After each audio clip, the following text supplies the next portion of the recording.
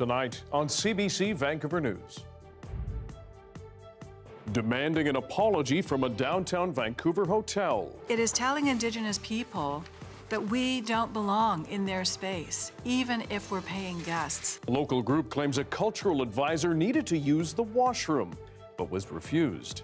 Plus, a push for separated bike lanes in North Vancouver. There should be 0 deaths as a result of cyclist and vehicle collisions. We're not there yet. After another rider dies. And where are the fields? We don't have the facilities now to do what we need to do. Soccer players on the North Shore wonder when more artificial turf fields will be built. This is CBC Vancouver News.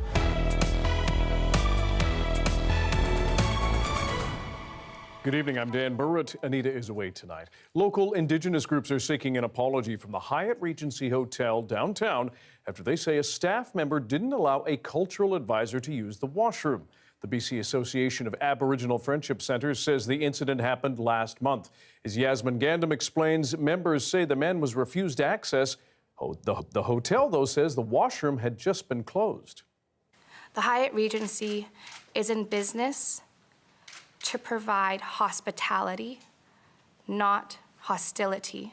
Indigenous leaders and advocates gathering to share their dismay at the lack of acknowledgement and apology from the hotel.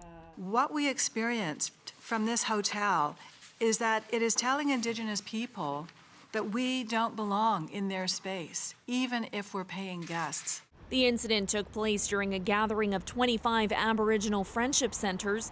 Just after 11 p.m., one of the attendees tried to use a bathroom. After 4 requests, the cultural advisor could no longer control his need to use the toilet. This resulted in a public and humiliating incident. Onlookers witnessed the incident taking place. The cultural advisor recounts how the hotel employee mocked him and smirked at him, noticing his wet clothing. In a statement to CBC, the hotel has denied any racism or discrimination from the employee and says the supervisor was closing and locking the restrooms as part of protocol. As soon as the employee learned he was a guest, access was given to the restroom. The hotel says it takes diversity and respect very seriously, and their staff have previously taken reconciliation certification courses. Leaders today saying it's not enough. There needs to be training so that when incidents like this happen, they know how to respond accordingly. If that doesn't happen, it will happen again, it will happen again, and it will happen again. They added that it puts an upcoming conference at the hotel in doubt. But at this point, with 2 weeks left to go before the conference, it's a real challenge to make such significant moves for such a big conference. The Society says the statement doesn't go far enough, demanding a public apology and acknowledgement from the hotel that these incidents won't happen again. Yasmin Gandam, CBC News, Vancouver. Now, in a statement, First Transit says it submitted an offer it says includes significant wage increases on par with trends across the province. Pardon me, onto our second story now. A transit strike in the eastern Fraser Valley is into its second day as that labor dispute drags on between bus drivers and their employer. That's what I was referring to. Benit Breach met with people trying to get from A to B this morning to see how they're coping with the lack of service. Today I just woke up at 5:30 to come to university and I walked 1 hour. The bus loop at the University of the Fraser Valley, empty, like the rest around the city. And for this student who needs the buses to get around, it's tiring. He just arrived from India 2 months ago. I don't have much friends, so I can't afford also to get like private cars and Ubers and stuff. He says many of his classmates are also struggling. Usually we have like 24 people in that class, and yesterday it was like 12 of us. It's really hard for some people. For Jonathan, it's nearly impossible to get to school. His bus to Simon Fraser University didn't show up. My attendance in class has kind of been going down. My ability to get to class in time for tests and whatnot, so just my education's kind of been affected. So he called on a friend to give him a ride. It's just kind of make or break. And amongst the most vulnerable, those without a home to call their own. The bus is a lifeline, and not having it is causing major hardship. So I'm at the shelter here, and it's pretty full right now. People tell me that, they don't have any other choice but to wait and to stay here for the 3 days, or for some of them it means walking for a really long time, and it just shows you how many people are having to rely on transportation here. They need to get to critical appointments, some have jobs to get to. Stephen does home renovations, and his tools are heavy, and lugging them around, hard. It takes me from the job that I'm at right now about 45 minutes each way walking. And when you got your tools with you and that too, it makes it a long walk back. Charles Honeyford is in a similar situation. Well, I'm going today to the other end of town, and it's going to be about an hour and a half walk. But I'm old and I like the exercise, but it's a little too much. As some wait, others walk and try to find other means of transportation. Residents here hope to see a resolution, but for now, bus stops like this empty, with no answers. Benit Brach, CBC News, Abbotsford. To that statement now, First Transit, which is the employer in the labor dispute, says it submitted an offer it says includes significant wage increases, quote, on par with trends across the province, as well as structural improvements to enhance service reliability. It says it's hopeful it can reach a negotiated settlement with the striking workers. Meanwhile, on the island, BC Transit has reached an agreement with bus drivers, along with service and maintenance staff in the Victoria region. The deal was reached with about 680 employees. No details on the terms of the deal are public quite yet. Union members still need to vote on the arrangement. BC's former representative for children and youth says she is, quote, satisfied with her past work and identity after learning she has been stripped of an award. The BC Civil Liberties Association rescinded an award given to Mary Ellen Turpel-Lafond, as board members believed she falsified claims of Indigenous identity. Their doubts follow a CBC News investigation, which raised questions about Turpel-Lafond's Cree heritage. She tells the Canadian press it is, quote, liberating to be freed of honours and that it allows her to focus on what really matters in her life. She also accused the media of putting her on trial. Vancouver police are trying to track down a downtown purse thief and are warning you to guard your things. Take a look. Police have released surveillance video of thefts in busy areas in January. That's the suspect are in the red circle. They say one victim put her purse on the back of her chair at a restaurant near Robson and Nicholas Streets. The suspect had fled when she noticed it was gone. A thief took another victim's purse from the table beside her in the lobby of a hotel near Waterfront Road and Burrard Street. And a third victim says she hung her purse under a scarf on the chair beside her. The suspect then dropped his backpack on her purse, picked up both, stole her wallet, then replaced the purse. And in a fourth case, the suspect grabbed a victim's purse on the bench beside her at a Robson Street eatery, making off with a passport, ID, and money. You're asked to keep your belongings very close to you, and anyone who recognizes this suspect is asked to contact police. A longtime Lower Mainland sports coach who took photos of a player in a hockey dressing room has had his conviction restored. Randy Downs was found guilty of 2 counts of voyeurism in 2019 after secretly recording more than 36 pictures on his phone of 2 12 to 14-year-old boys who he coached in their underwear without their knowledge. They were in hockey dressing rooms in Coquitlam and Surrey at the time. Last year, the BC Court of Appeal set aside charges and a new trial was ordered. But now the High Court ruled unanimously to have the conviction restored, saying change rooms are safe spaces and taking photos of children in that setting not only violates their privacy, but also their sexual integrity. Cycling advocates in North Vancouver are renewing calls for separated bike lanes after a cyclist died at a busy intersection earlier this week. As Janella Hamilton tells us, the woman is the 4th rider to die in a crash since 2017. Bob Putnam says it's beyond time to make cycling safer in North Vancouver. It's part of being in a livable community. To be able to get on your bike and ride around and not have to worry about getting killed. Will Sherman tries to avoid Lonsdale Avenue at 23rd Street in the city, a busy stretch of road without a designated bike lane, where a cyclist died in a crash with a dump truck Monday. ICBC says 136 crashes have been reported there over a 5-year span. It's just not a good spot to be. All of the now 4 cyclists who have died since 2017 have been in the city. City officials declined an interview, referring CBC News to a statement about the crash and a commitment to keeping everyone safe on the roads. But District of North Vancouver Councillor Jordan Back says the issue of heavy congestion stretches across the municipality. There should be 0 deaths as a result of cyclist and vehicle collisions. We're not there yet. Back says this separated bike lane along 29th Street East is one of only a few in the district. And now 2 other councillors want to remove these plastic posts to make more room for vehicle parking. People that are riding bikes are some of the most vulnerable road users. And until they are separated from traffic in a safe and connected way, they will always be the ones who lose. I had a colleague who came into work one day and she was crying. She was an avid cyclist.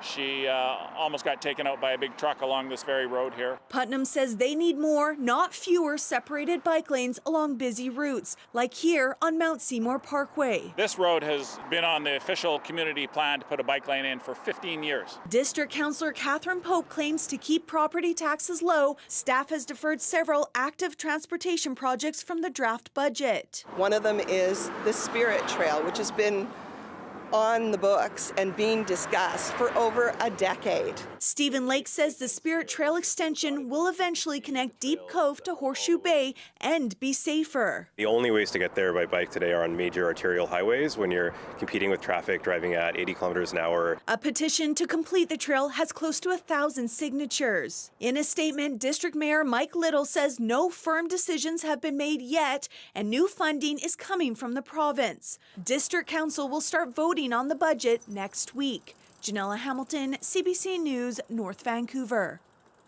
Manslaughter charges have now been laid against a patient who allegedly killed a man at Prince Rupert Regional Hospital. The victim was a fellow patient who suffered life-threatening injuries during the November 2021 attack. He died a few days later. Police are not releasing the victim's name at the request of his family. The RCMP says the person accused will stay in jail. BC Public Service employees will soon not be required to show proof of vaccination from COVID as of April 3rd. The decision was made because over 98% of public service workers met the vaccination requirement, lowering overall risk. This means the employees on administrative leave due to vaccine non-compliance will be allowed to return to work. The vaccine policy is still in place, though, for those on the front lines. The vaccine requirement in healthcare, in public healthcare, continues to be in place. It's based, of course, on a provincial health order. It continues, and it will continue. It reflects the fundamental need to protect the most vulnerable people, especially people in acute care and in long-term care, but many more. This announcement comes simultaneously to the province introducing a spring booster program focusing on elderly people and those deemed vulnerable, including those over 80, Indigenous people over 70, and long-term care residents. Ottawa is now promising to tighten the rules around access to bail, citing a surge in crime and a need to crack down on those deemed repeat offenders. Making such changes, though, would require amending Canada's criminal code. Our Michelle Gassoub joins us now with more. Michelle, what triggered these potential changes to how bail works in Canada? Yeah, Dan, Ottawa has been under pressure for some time to make changes. Premiers, police chiefs, and the federal Conservatives have been calling for bail access to be restricted for violent offenders and repeat offenders. Many of those parties citing an apparent surge in crime across Canada. Today, Federal Justice Minister David Lametti met with provincial and territorial counterparts, including BC's Attorney General Nikki Sharma. I'm really looking forward to going back to British Columbia, and I'm sure all of my colleagues are looking forward to going back to their jurisdictions to see this work happen quickly and to get to work in fixing what we know is, improving safety in our communities. Michelle, what more do we know about what could change here? Yeah, at this point, the exact changes are still unknown. Lametti said only the government will move forward quickly on what he called targeted reforms, and that it is about to get more difficult for some criminal offenders to get out on bail. He did say one possibility would be bail changes targeting criminals with past convictions for firearms, knives, or bear spray. Bail is a constitutional right, but it is not absolute. Our laws are clear that bail can be denied where there is just cause, when it is necessary for the safety of the public or to maintain the public's confidence in the administration of justice. Now, Dan, one detail we do know is that the death of Ontario police officer Greg Pierce-Chalala in late December was a catalyst. One of the men charged in his death was out on bail at the time. There have also been concerns about an increase in seemingly random violent attacks on the streets of Canada's big cities. Now, in terms of next steps, Prime Minister Justin Trudeau and the other cabinet ministers will have their chance to weigh in on the issue, and any changes that are made to the criminal code will be introduced sometime in the spring. Dan? All right, Michelle Gassoub, thanks very much. To other news now, North Shore Soccer Club say they are turning children away from development sessions because of a shortage of artificial turf fields. Players and parents worry the district may defer plans to build more of those fields, despite a council promise to get cracking on that in 2018. As CBC's Lawrence Watt explains, the current offering is composed of gravel. It's like a grass field, but with less bugs and a lot more rubber pellets. Artificial turf fields are in demand. According to North Vancouver Football Club, the North Shore has the lowest ratio of turf fields to players in the entire Lower Mainland, with 6 fields for more than 5,500 youth and 1,000 adults. You've seen the density that has just been growing within North Vancouver. It's immense. There are so many children that are coming to play within our club. We don't have the facilities now to do what we need to do. Coach is catching you! In the meantime, 1,100 NVFC players practice on gravel fields like this one. They can get wet and flood in the winter and get soft and produce dust when it's warmer, something that is a concern for parents and coaches. My son, for instance, has asthma, so being in that environment isn't particularly good for him either. In 2018, District Council promised to build a new turf field at Inter River Park, with construction set to begin this year. The new field would come with lights, a practice area, washrooms, parking, and sidewalks. But residents may have to wait. That project was added to the deferral list. These projects are definitely going up in cost, and the tricky thing about right now is it's an expensive time to borrow. In the current draft budget, homeowners in the district are already facing a property tax increase of 4.5%. At the same time, the mayor says there's already around $64 million in deferred projects that council has to make decisions about. According to the local soccer community, turf fields should be a priority. And if it's not, I mean, that just is mind-boggling to me. The province recently announced just over $10 million for the district as part of a growing communities fund. This is money that the mayor says could be applied to things like soccer fields. But while parents and councillors debate the budget, they aren't the only ones with opinions. What I don't like about gravel is when it rains, it gets mushy. And as turf, like they take care of the field or they paint it, so it's nicer for the ball to roll. District Council will debate the budget again on March 13th and aim to reach an agreement in principle by March 27th. Lawrence Watt, CBC News, North Vancouver. An iconic Vancouver graffiti artist has been honored with a day in his name. James Hardy, known as Smokey D or Smokey Devil, has spent decades as a graffiti artist and advocate on the downtown east side. Yesterday, the city of Vancouver proclaimed March 11th, his birthday, as Smokey D Day. Nicknamed the newspaper of the downtown east side, Smokey D creates public awareness campaigns through his street art for those who don't have phones or internet access. I just hope in the future that we can show that not all graffiti artists are bad news, right? And that people from the street and stuff will be more aware of it. Smokey's art calls attention to topics like COVID protocol and missing and murdered Indigenous women. He stars in an upcoming documentary called Smokey Devil, Underworld Street Reporter. Construction costs for the Trans Mountain Pipeline continue to grow, now nearly $31 billion. The Crown Corporation twinning the pipeline says flooding, inflation, and supply chain challenges are all to blame for the rising costs. In just a year, they have swelled by nearly $10 billion and are way up from an earlier estimate of just $12.6 billion for the pipeline from Alberta to BC. Last June, the Parliamentary Budget Officer said the project will cost taxpayers billions of dollars once complete. It is now 80% there and expected to come into service early next year.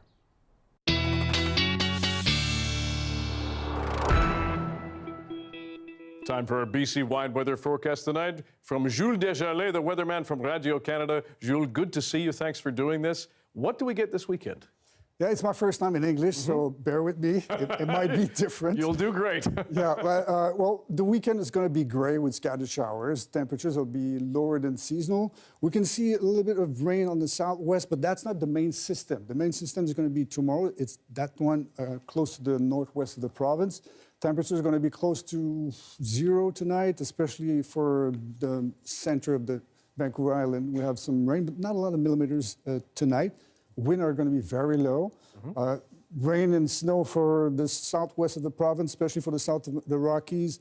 Close to 0 for the Okanagan Valley. Up north, it's rather nice. Cold. We still have very cold temperature for the northeast and also for Whitehorse. That is close to 15 to 20 degrees below averages. Tomorrow, this system will build into the province. In the afternoon, we'll have showers. We might have more than 10. Snow for the mountains, especially for the coasters, though. Nice snow for the spring break. It's going to be okay for that. Around 10 to 12 millimeters for 24 hours. A little bit of rain here and there for the rest of the province. For tomorrow, the temperatures are going to be a little bit higher, but still lower than seasonal. Mostly showers in the afternoon. Same thing for the center of the Vancouver Island, but more rain for tomorrow. And well, for the Okanagan, it's a little bit of snow, melting snow with rain. Same thing for the south of the mountains. Up north, it's rather nice for terrace, colder than average, but still.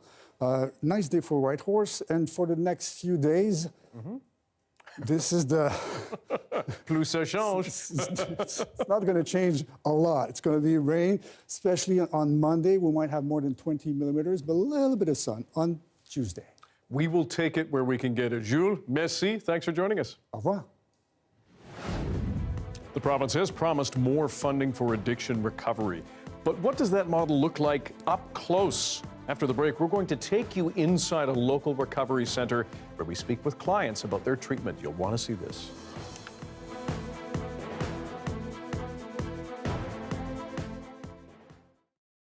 And hello to everyone watching our commercial-free live stream. Thanks for being here. For those who have trouble getting out of bed on a cold winter's day, join the club and you're in luck. There's a competition in Halifax tailored just for you. Erin Potty shows us what it is. It's a long-standing tradition, one that's typically held in Eskasoni during the community's winter carnival. Teams have just a few weeks to build and design a unique speed machine using old bed frames and their imaginations. Each bed has a driver who steers and a team pushing them from behind, like you'd see at the beginning of Olympic bobsled races. Teams begin by lining up at Eskasoni's fire hall and leaving at timed intervals, so as not to crash into one another. The race itself is roughly 2 kilometers, and its rules are simple. The fastest bed to cross the finish line wins. Chuck Gould designed one of this year's entries using matching bicycles, 2x4s, and plenty of screws and bolts. His bed was also decorated in memory of his father-in-law, Andrew Mooney Francis, who passed away in September. A lot of people, when they see a bed race, they trace back to when one of their family members was racing at a time in their lives. So it's for the memories mostly. We want to finish first. That's our goal. Finishing is the best outcome we can accomplish. Noel Simon took part in Eskasoni's first bed race. It was organized in the late 70s or early 80s by a group of firefighters. Throughout the years, Simon says there's been a variety of bed entries, along with a few mishaps. Superman bed and all that stuff. Then they weren't just sturdy. Some of them break halfway to the race, huh? But now they're made more sturdier. A first-year competitor at Saturday's race was Victor Sillaboy. My grandma and grandpa, they used to always do this, so I thought I came to join. It's about time, but you know, we're all winners at the end of the day, and I just like to look out for my community, Eskasoni First Station, you know, and we're all good people here. I like to think they all did their best. We all did our best in here. This year's bed race competition was won in a time of 7 minutes and 9 seconds. The winners took home bragging rights and a tiny trophy, but declined the opportunity for a victory speech. Organizer Star Paul says the race is a fun way for community members to see and support one another. You know, luckily they all got here in one piece, and you know, Next year it'll be bigger and better. Maybe hopefully a little warmer. Huh? Warmer. I guess they still came out. It's like minus 19. So it's all good. Despite the frigid temperatures, this year there were 4 teams competing in the race and dozens of fans cheering them on. Erin Potty, CBC News, Escazone.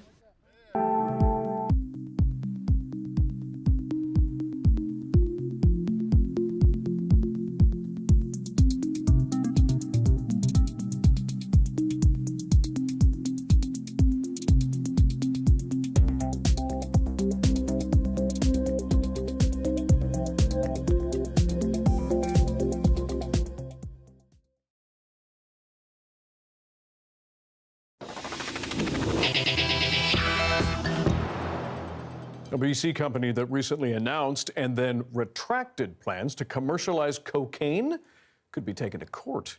A Vancouver-based law firm has filed a proposed securities class action suit on behalf of anyone who bought shares in Adastra Labs. Last month, the company announced it had received Health Canada license amendments to produce and sell cocaine. But it changed its tune after swift reaction from both BC's Premier and the Prime Minister. The proposed lawsuit says Adastra and Forbes violated the BC Securities Act, making inaccurate public representations that artificially boosted the company's stock price. Those allegations have not yet been proven in court. The BC government has announced more money for drug recovery treatment. It's an approach that Alberta has focused on in the past few years. But what is being funded and what do we mean when we talk about treatment? Yasmin Ranea visited one men's recovery center to find out. Right now, we're on our way to Together We Can. It's an addiction treatment center in Vancouver. It's a privately operated facility that provides addiction treatment beds. Most facilities here in BC are private, primarily funded by users, but we'll soon see more beds. The provincial government is setting aside over $1 billion over the next 3 years to expand mental health and addiction services. Over $580 million will be for 195 treatment beds throughout BC, and they'll all be free for British Columbians who want to use them. But what does treatment actually look like, and how hard is it to access? Let's go inside and find out. So this is kind of where it all starts. This is our intake office. You know, we're full service here. We pick up clients, we remove them from hazardous situations, and we get them into the recovery solution. So they start here. They're in various states of physical distress, mental distress, due to substance abuse and mental health issues. They will be going to a very comfortable residential treatment home where they'll be situated. They'll be put in with their peer group. I'll gladly show you. Very quiet, very comfortable. And we're trying to reinstate the concept of family to individuals that might be disconnected, don't have family. So we have a wide range. We have individuals from the downtown east side. We have individuals that are gainfully employed. We have individuals that have served. We're kind of a hybrid model. So Together We Can is a licensed facility under Vancouver Coastal Health. So Vancouver Coastal Health has about 42 beds here at Together We Can. So if I'm accessing the private beds, how much does that cost me? I guess private therapy or private treatment here in BC in general is actually quite expensive. Private pay could look like anywhere from $9,000 to $15,000 a month. The last thing a family needs is red tape or bureaucracy that could prevent an individual from getting the help that they need. So waiting lists can run from a month up to 3 months. So that's unfortunately one of the chronic issues with our system. I want to show you a clip from our provincial health officer, Dr. Bonnie Henry, because she spoke about the recovery industry and the recovery system. And there's this mixture of private and public, and there's these people who operate recovery homes. Some of them are very good. We have no system. There's never been a system to understand who's in there, how well they do, how often people relapse. You know, what supports do you need long term. What did you think about that? I think everybody's entitled to their opinion. Certainly there's a lot of room for improvement as far as, you know, systematically overall. As far as what Together We Can does, I can tell you anybody that applies themselves 100% has 100% success. For some, relapse is part of their journey. For others, it's not. But I can tell you there is a place for the harm reduction approach. And sometimes that's basically a starting point. where it's a necessary thing that could eventually have someone transition into treatment. Yeah, I've been in and out of a lot of recovery over the last 30 years or so. And how has this center helped you? It got me back into the things that I miss and that I got out of my life, like my spirituality. I'm back into reading the Bible. I'm back into participating in my family's activities. I'm back into just living life the way it's meant to be. First, I just want to ask you about your braces here. What happened? I went into COVID with a workplace injury on my shoulder. I started getting addicted to painkillers, got back into alcohol and hard drugs. In the end, I ended up overdosing, landed with my blood flow cut off to my lower legs. I almost lost them. 5 surgeries, 4 months in the hospital. Pretty much through all of COVID, using for a good 3 years before my overdose happened. It almost killed me. Scary because they started using alone. Yes, 100%. It was a crazy time. I knew a lot of people that passed because of addiction and alcoholism and in the pandemic. So yeah, it's just scary situations that we were put in. The contrast with Alberta is very interesting because that province hasn't embraced safe supply. Instead, it emphasizes treatment. With the government investing this much in treatment, do you think this puts us more in line with across the border with Alberta? See, I never compare what Alberta's doing and what BC's doing. We're a completely different demographic, and so BC has to do BC's approach. We can't support one over the other. We have to support both. And unless we're going to do that, we're going to continue to see, sadly, people, die of the illicit drug supply, the poison drug supply, and die waiting to get into treatment. Experts caution that we need safe supply, we need decriminalization, we need treatment in order to tackle the toxic drug crisis, which has killed at least 11,000 people in BC since the public health emergency was declared in 2016. And Yasmin joins us now. Some comparisons in your story there between Alberta and BC. How do the provinces differ? Well, a big difference is that Alberta has more than double the treatment spaces that BC has. Alberta has over 8,000. We have only about 3,000. Also, Alberta dropped all user fees from publicly funded beds, whereas users here in BC have to pay for some beds, and that can cost up to $45 per day. So, Yasmin, is there any argument that BC ought to copy some or all of the Alberta model here? Well, Dan, it's not quite that simple. Alberta and BC are both the hardest hit provinces in terms of accidental toxic drug deaths per capita. So, as you heard in the story, it can't be just treatment or just harm reduction. Advocates say we need both to prevent people from dying. Dan? Yasmin Renea, thanks very much. You're welcome. Just months after some less than flying national attention during the holiday travel season, Sunwing is poised to be taken over. We'll tell you why Ottawa approved the deal and some of the lingering concerns. That's next.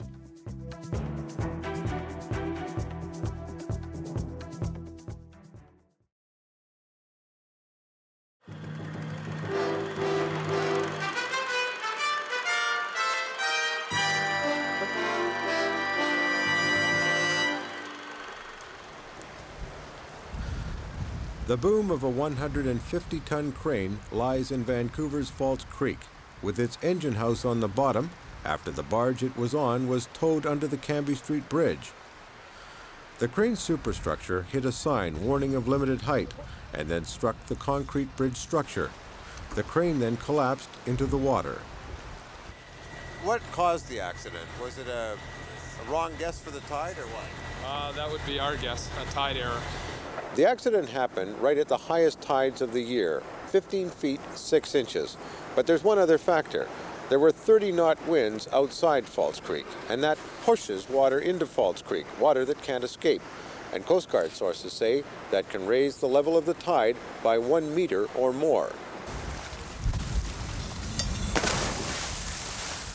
Divers were brought in by Fraser River Pile and Dredge, the owners of the crane, to survey the damage and the bottom of False Creek. The bridge itself looks like it only sustained superficial damage. That's really not a concern at this point. The bigger concern is that there's a 30-inch sewer force main and a 30-inch sewer or water main crossing just to the west of the bridge, and we have to be concerned about where the crane went down, may have damaged those pipes. And further, when they do the salvage operation, we have to make sure that those underwater crossings are not damaged in any way. What it did was it landed on its counterweight and then it flopped back down. And the boom itself is ripped, eh? The crane's boom will be cut off so the barge that was carrying it can be removed. The superstructure will then be salvaged very carefully. The company that owns it is now looking for anyone who witnessed the accident shortly before 6 in the morning. Alan Edwards, CBC News, Vancouver.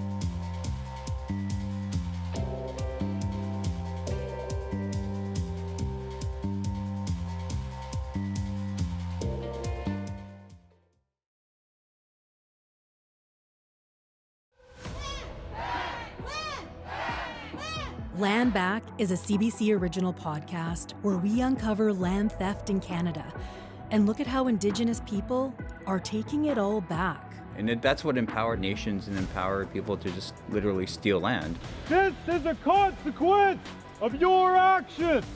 And it's time to give land back. Land Back is out now on CBC Listen or wherever you get your podcasts.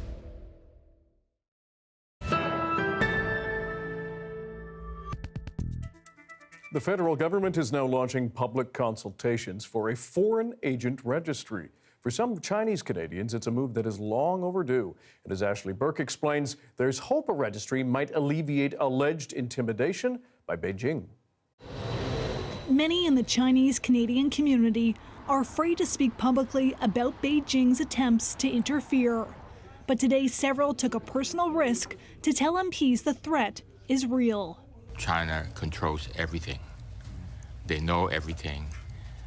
Even if you change your cell phone, they can quickly find you. They say China has upped its game, and the threats they face are now more subtle but cause just as much fear. You get a phone call in the middle of the day asking, "So, how are your parents doing?" back in Sichuan, China. And then you get the message. That means if you don't behave, your parents' phone numbers, address, or even their physical well-being is under threat. This Uyghur activist says just 2 months ago, he experienced a much more overt threat. I received a phone call again from Chinese state police, from Urumqi, by taking hostage of my uncle. The government is now asking people to weigh in on its plans to launch a foreign agent registry in Canada. It's something the community has long called for and criticized the government for failing to act sooner, like some allies have. It is not a panacea. It will not stop every potential effort by a hostile state actor to interfere. As long as the government has been seen as actively trying to protect the integrity of its election as well as its community, then it would send a strong message back to hostile countries. But researchers warn of its limitations. How effective it will be? It's because a lot of these operations are covert or clandestine by nature, right? And so even if you were to put agents and register everyone, my sense is they will find alternate means to evade. Some are now calling for a dedicated hotline so people can report if they've been harassed and get advice on any concerns for their safety. Ashley Burke, CBC News, Ottawa. Canada's health minister is vowing a clawback of federal money from provinces, allowing private companies to charge patients for virtual doctor appointments. Jean-Yves Duclos says he's issuing a letter to provincial ministers confirming that practice violates the Canada Health Act. Whether people pay for those services is something that is part of my responsibility. And as in that context, that's why I'm announcing this morning that there will be increased deductions to transfers made to provinces and territories, and then there will be a new interpretation letter. Private companies are increasingly offering virtual appointments. Fees can range anywhere between $50 and $100, but provincial rules around that practice are not standardized. Ottawa, meanwhile, has approved WestJet's takeover of Sunwing. The airline deal was announced last March. It gives WestJet a dominant position in flights to Mexico and the Caribbean. Ottawa did note concerns, though, considering the delays and bottlenecks travelers had to endure last summer and during the holidays. But it ultimately found the deal would be good for Canadians. Last October, the Competition Bureau, though, raised concerns, saying it could reduce competition for travelers. To another takeover now, this time for reward points. BMO has signed a deal to buy Air Miles in Canada after its American parent company filed for bankruptcy. The president of Air Miles calls the deal a significant step forward and notes it won't have any impact on collectors' points balances or on their ability to collect and redeem miles.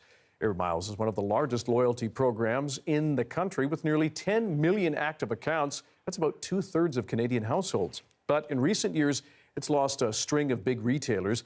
Last summer, for example, Sobeys and Staples scrapped the program a year after Ontario's Liquor Control Board and Lowe's Canada pulled out.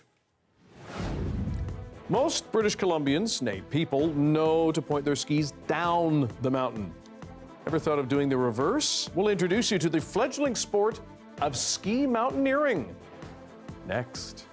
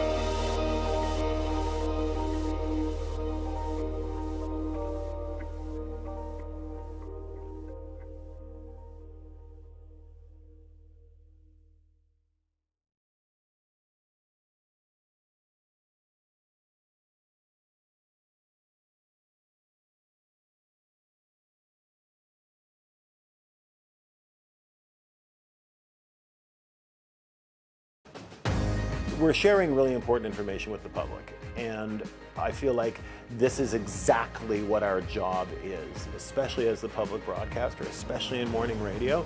That's incredibly important.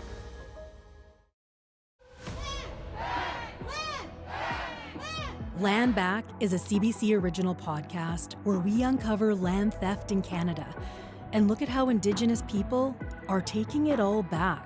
And that's what empowered nations and empowered people to just literally steal land. This is a consequence of your actions. And it's time to give land back.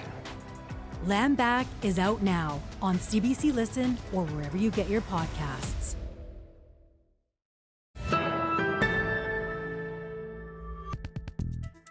It is a relatively new sport that is coming to the Olympic Games in 2026. It's called Skimo, short for ski mountaineering. It is skiing up the mountain and not for the faint of heart. Take a look.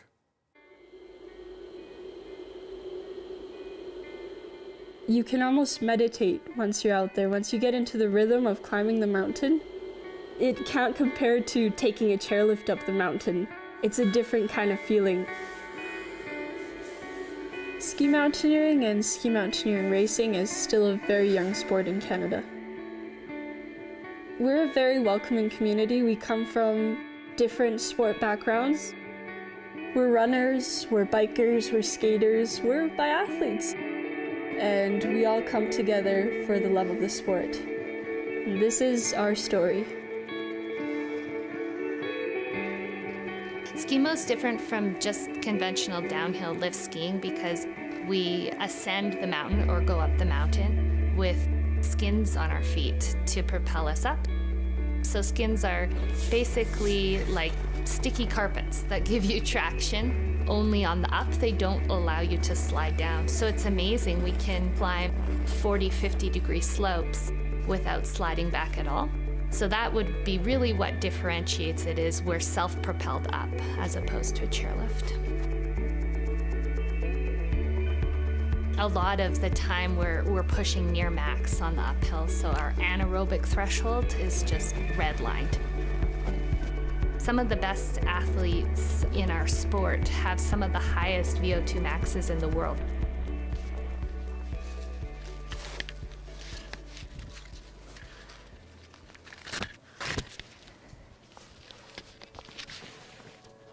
My name's Kylie Toth, and I'm on the Canadian Ski Mountaineering National Team. I got into ski mountaineer racing. I was a competitive speed skater, actually. From the age of 5 to 23, I competed internationally on the national team. When I retired, I realized I really loved training, and I loved the freedom of the mountains instead of being confined by an ice rink. It wasn't necessarily love at first sight. It was very hard, and I didn't complete my first race, but I think like many people, the challenge captivated them.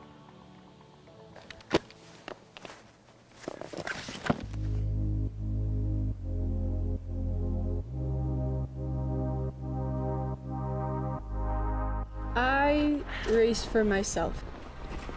If it's not bringing me joy, I see no reason to push myself that hard. Your competitors will always change. There will always be somebody better than you, so you can't really focus on that. All you can do is just focus on yourself. My name is Emma. I am a ski mountaineer athlete. I am also a biathlete, and I actually started skimo racing thanks to my coach from biathlon. I'm 19 years old, and I've been the youngest girl at basically every race I've done. I really hope that more girls join the sport of ski mountaineering.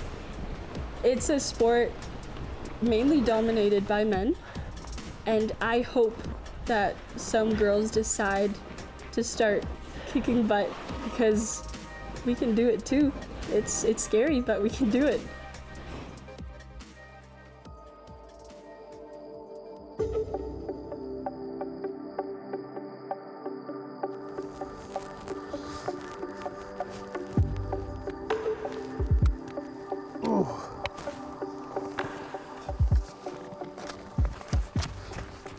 I think you have to be pretty strong mentally to practice ski mountaineering. If you decide to stop, there's no coasting in it. Going up the hill is very tough. Your legs are screaming for you to stop. Your lungs are gasping for more air. Your heart is pounding.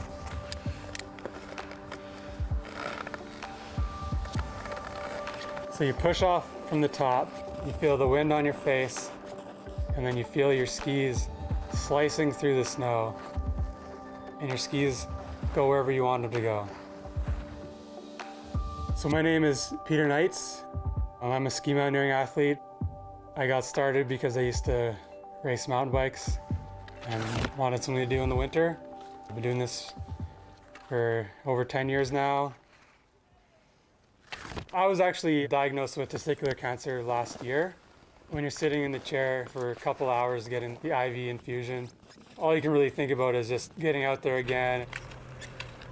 Ski mountaineering was something that kept me going through the treatments.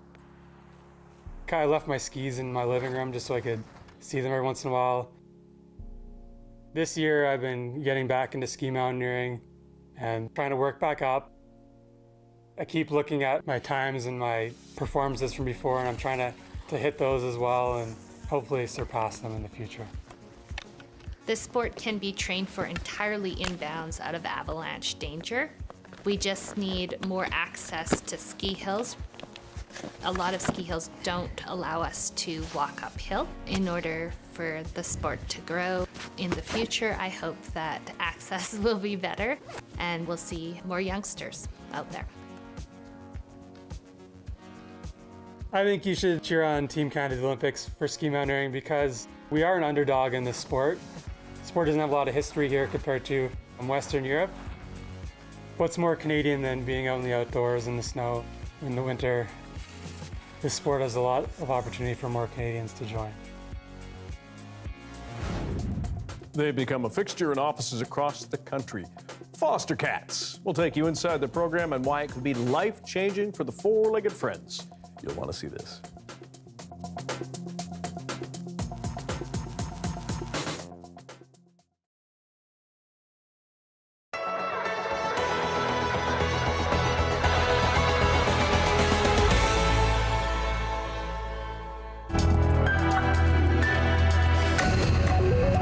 Privileged to recognize in this honourable House the Royal Newfoundland Constabulary support dog, Stella.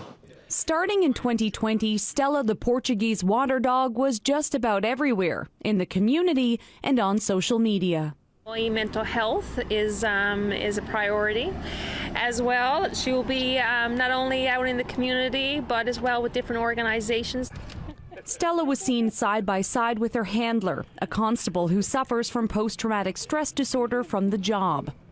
Unfortunately, some calls that we tend to can be very stressful and can remain with you for many days and months and even years after responding to that call.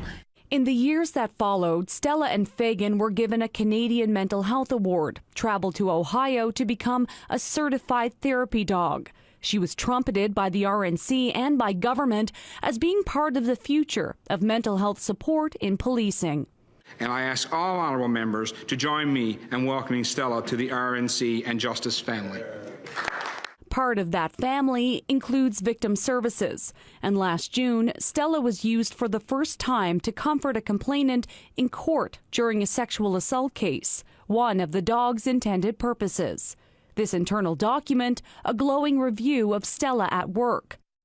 These emails, notes, and spreadsheets tell a different story. It appears Stella and Constable Fagan have been sidelined from work in the community. No outside appearances since late July. Dozens of requests denied for community picnics and events. There were exceptions, including this photo op. This is not the only place in the world that got a support dog, but they done a very good job how they broke it out and sent it out to the community, and was doing such a fantastic job.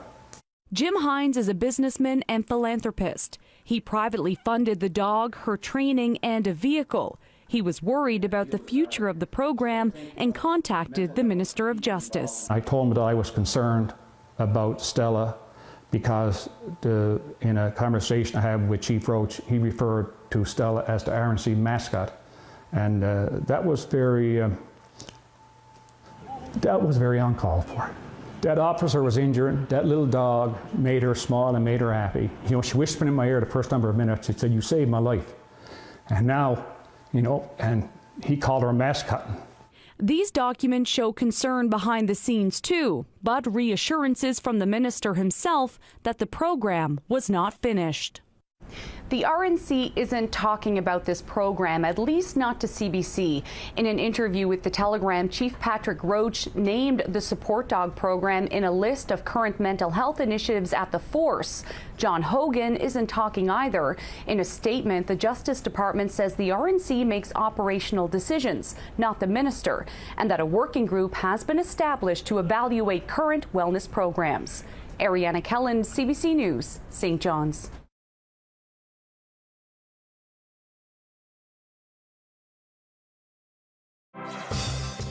Hi, I'm Amy Bell, and here's what's in your CBC Vancouver inbox. On March 30th, join Angela Starrett at the Alumni UBC webinar on Indigenous youth, nurturing the next generation. Hear from 3 Indigenous speakers who mentor Indigenous youth to share knowledge in their communities and beyond. Register at alumni.ubc.ca and never miss an episode of your favorite CBC drama or comedy with the free CBC Gem app. Check it out at gem.cbc.ca.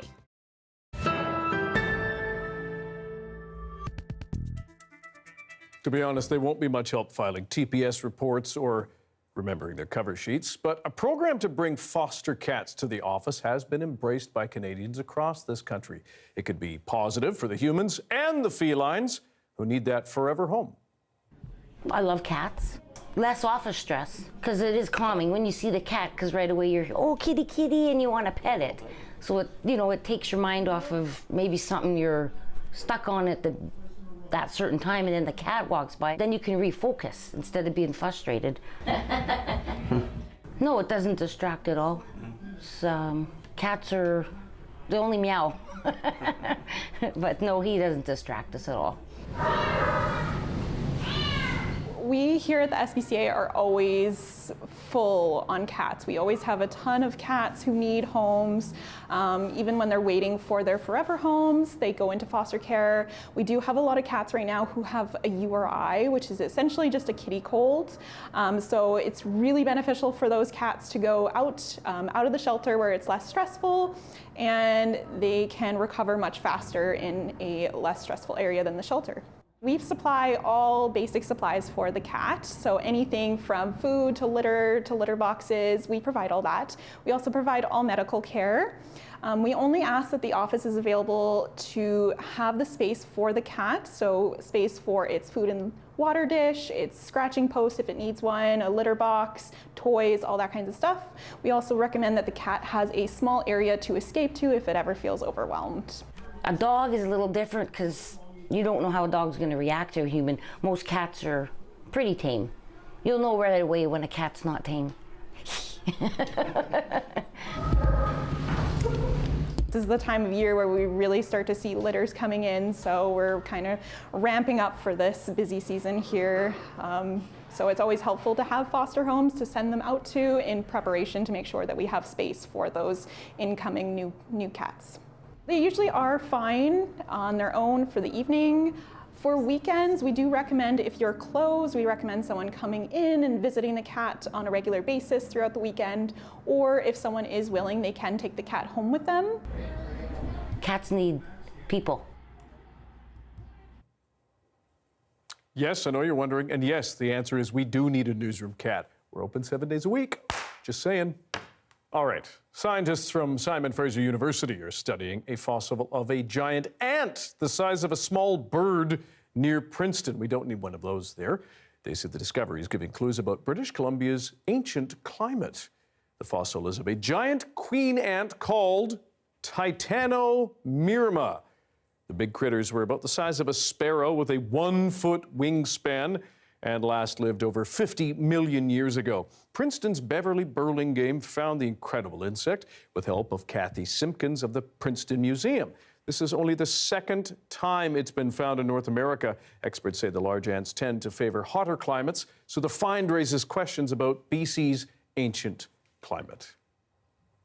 Again, newsroom cat not Newsroom End. Thank you for being with us tonight on CBC Vancouver News at 6. You can watch us on CBC Gem, the free app, as well as on YouTube, Instagram, and the website, cbc.ca/BC. Michelle Gassou will be here at 11 o'clock. Good night.